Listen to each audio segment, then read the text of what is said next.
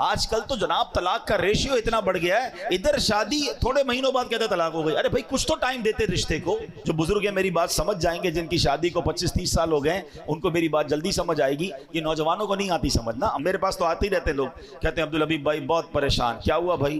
بڑی دعاؤں سے شادی کی، شادی کے بعد گھر میں جھگڑے ہی اتنے، ماں کو بیوی پسند نہیں، بیوی کو ماں پسند نہیں، ماں کو سمجھاؤ تو بیوی ناراض، بیوی کو سمجھاؤ تو ماں ناراض، میں تو پریشان ہو گیا شادی کر کے، میں ختم کر رہا ہوں، طلاق دے رہا ہوں۔ تو میں نارملی نوجوانوں کو جو سمجھاتا ہوں آج لائیو سمجھا دیتا ہوں، شاید کسی کا گھر بچ جائے، کہ یاد رکھو شادی کے پہلے 4-5 سال ہمیشہ مشکل ہوتے ہیں، فیصلے میں جلدی مت کرنا۔ جن کی شادی کو 25-30 سال ہو گئے نا ان سے پوچھو، ان کی شادی کے بھی پہلے 5 سال ایسے ہی گزرے تھے۔ سب کے گھر میں لڑائی جھگڑے چھوٹے موٹے شروع میں ہوتے ہی ہیں، اس کی وجہ ہے ایک نیا مہمان گھر میں آیا ہے جناب، وہ سب کو سمجھ نہیں آ رہا ہے، اس کا مزاج الگ ہے، گھر والوں کا مزاج الگ ہے، تھوڑا ٹائم لگتا ہے ایک دوسرے کے مزاج سمجھنے میں۔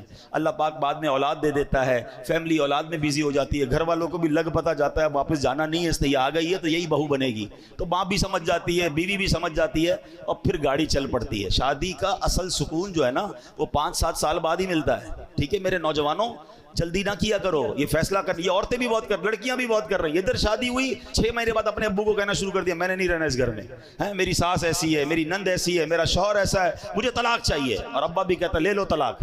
اللہ کے بندوں، طلاق کے بعد عورت ہی پھنستی ہے، اس بیچاری کو دوبارہ رشتہ اتنا آسانی سے نہیں ملتا، اس کو بعد میں اپنے گھر میں بھی لوگ اجنبی سمجھتے ہیں۔ پتہ نہیں کیوں نہیں سمجھ رہی ہیں میری بہنیں، 2 بچے لے کر چلی گئی گھر میں کہ میں طلاق لے کر جاؤں گی میرا ابا مجھے رکھے گا۔ ابو کب تک رکھے گا؟ ابو کا انتقال ہو گیا، پھر تمہیں کیا تمہارے بھائی سنبھالیں گے جن کی اپنی شادیاں ہو گئی ہیں؟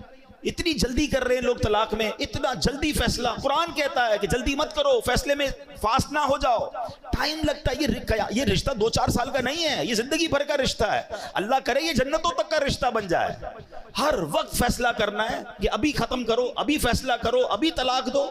یہ مرد، اللہ کا بہت بڑا احسان ہے کہ یہ طلاق کا حق مرد کے ہاتھ میں ہے۔ اگر یہ عورت کے ہاتھ میں ہوتا نا تو ہر دوسرے بندے کی طلاق ہو چکی ہوتی، ان کا تو کام ہی ہے فیصلہ کرنا۔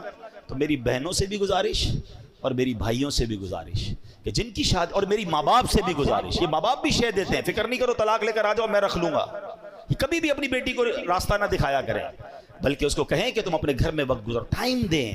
کچھ وقت لگتا ہے، اللہ کی رحمت سے انڈرسٹینڈنگ بھی ہو جائے گی اور اگلی زندگی بڑی خوشگوار اور پیار والی گزرے گی۔ اور مجھے آ کر کہا کئی لوگوں نے کہ آپ نے مشورہ دیا، میں تو طلاق کا فیصلہ کر چکا تھا، مگر اب الحمدللہ کچھ عرصے بعد میری فیملی میں سب میں انڈرسٹینڈنگ ہو گئی، میں بہت خوشی والی لائف گزار رہا ہوں۔ یہ قرآن کہتا ہے کہ تمہارے لیے ہو سکتا ہے کوئی اور بھلائی رکھی ہو، تو خدا را یہ فیملی، یہ رشتہ، یہ کوئی ایسا رشتہ نہیں کہ آج بناؤ کل توڑ دو، اس کو چلائیں، اس کو وقت دیں۔ اللہ نے آگے بھلائی رکھی ہوگی، اللہ نے آگے خیر رکھی ہوگی۔ اللہ کرے کہ ہم اپنے گھر میں محبت اور پیار سے رہیں، قرآن کی تعلیمات پر عمل کریں، تو انشاءاللہ اس کی برکتیں ملیں گی۔ اللہ پاک عمل کرنے کی توفیق عطا فرمائے۔